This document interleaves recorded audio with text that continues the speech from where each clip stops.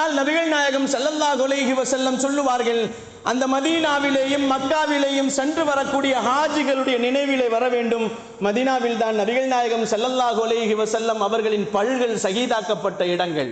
அந்த இடத்திற்கு சென்றிருப்பார்கள். நபி ஸல்லல்லாஹு அலைஹி வஸல்லம் அவர்களின் காலத்திலே சுமையா ரலியல்லாஹு அவர்கள் ஷஹீதாக்கப்பட்ட இடங்களுக்கு போயிருப்பார்கள்.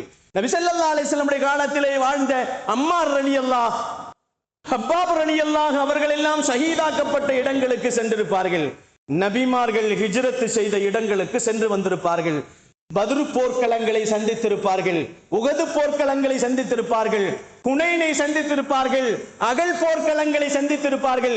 இப்படி சஹாபாக்களுடைய நபி ஸல்லல்லாஹு அலைஹி வஸல்லம் வாழ்க்கை நடைமுறைகள், வணக்க ஸ்தலங்களை எல்லாம் ஹாஜிகள் சந்தித்து விட்டு வெறுமனே அவர்கள் சுற்றுலாவாக நினைத்து தங்களுடைய வாழ்க்கையை மீதியை கடக்க கூடாது.